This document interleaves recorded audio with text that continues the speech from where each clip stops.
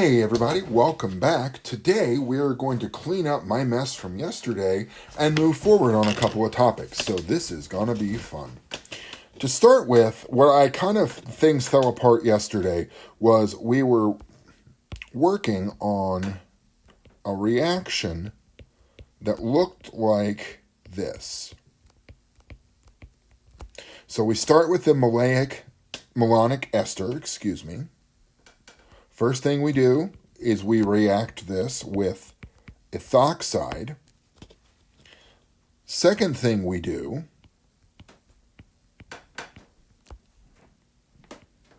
is we react it with the alpha-beta unsaturated carbonyl, 3 acid and water, and 4 is high heat. And we'll take a look at the product we get in just a minute or two. So for now, let's go ahead and work our way through this mechanism. I'm going to do it on the next page, so I have a lot of room to work with. Okay, so here we go.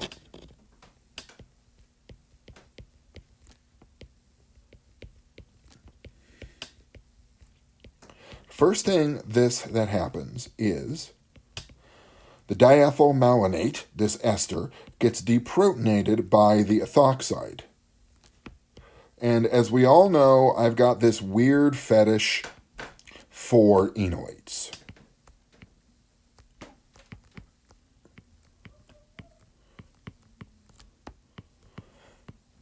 Okay, so now we have this enolate. Now we enter our alpha-beta unsaturated carbonyl. Reform the pi bond.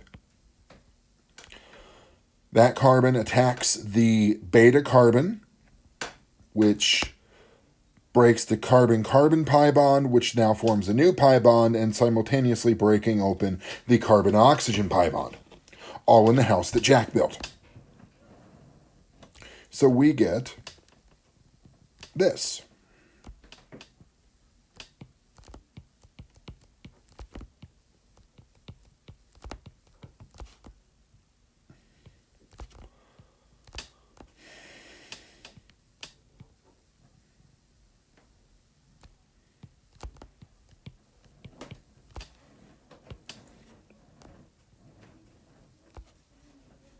And I'm trying to erase.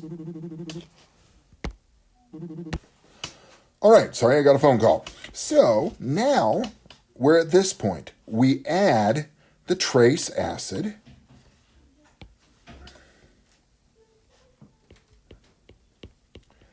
And that acid is going to do two things. One of those things is it's going to protonate that enolate and turn it back into a carbonyl. So now you've got this as one of your intermediate products. Now I got to go to the next page again, so I'm going to flip over.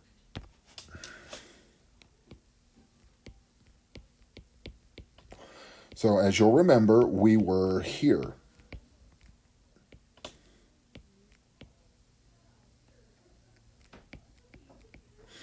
Now, there are 2 other sites on this molecule that are susceptible to acid, and they are these esters. So, what we're going to do is more acid and water. This all happens in one step. I'm breaking it up so you can see what's going on. All right, now I'm not going to march through the acid-catalyzed hydrolysis of esters again. I don't have that in me. Now, I'm not going to march through the acid hydrolysis of esters again. I don't think I have that in me. But what I do have is the ability to write out your next product, which would look like this. Turns the esters into a diacid.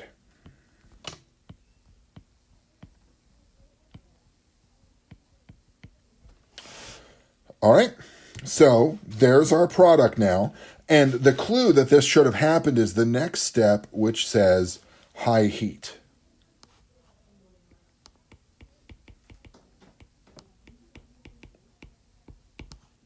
which is going to decarboxylate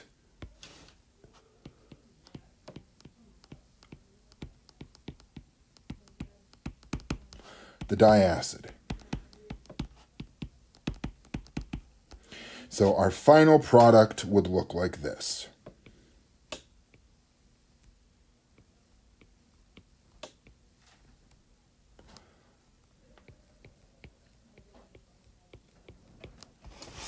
There you go. All right, except I drew it in the wrong place. Wouldn't you know? This is what I get for getting cocky, folks.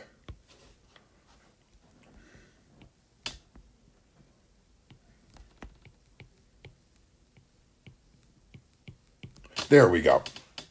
All right. So there's our product for this one. Now, there's something else that happens in these that I'd like to talk to you about that I think is kind of fun. And let's look at it this way. So let's say, for fun, that we've got this.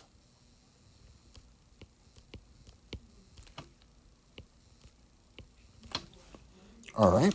And we are going to be attacking this carbon with, let's start with dipropyl lithium cuprate, followed by 1-bromobutane, and then finally some acid at the back end. Now, hopefully you remember that the cuprates do conjugate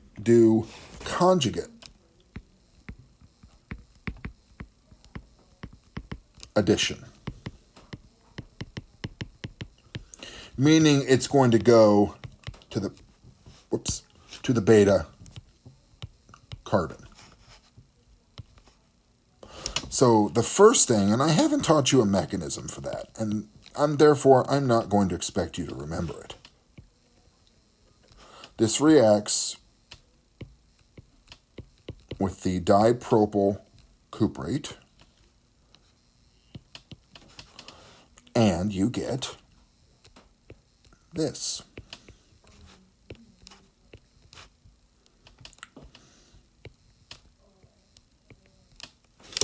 Where the cuprate, the dipropyl part is right there. So normally we could stop here, but I'd like to point something out to you. This group right here is an enolate. And you should know a ton of enolate reactions we can do. Thus the introducing the 1-bromobutane, because what'll happen is this. 2, 3, 4. Nucleophilic attack at the carbon with the bromine, knocking off the bromine, and you get here. I'm going to write it down lower.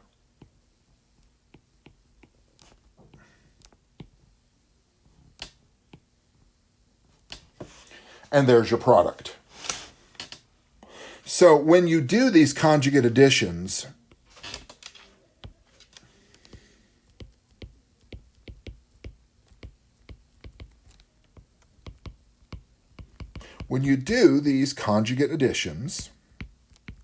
you also generate an enolate.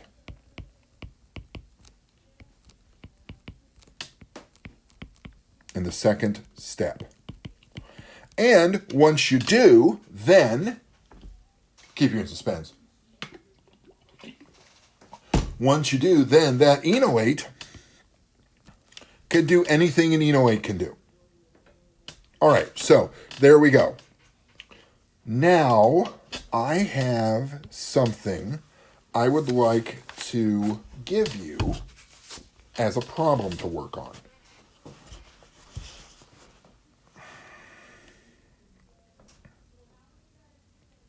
As soon as I can think about how to do it. All right, let's do this.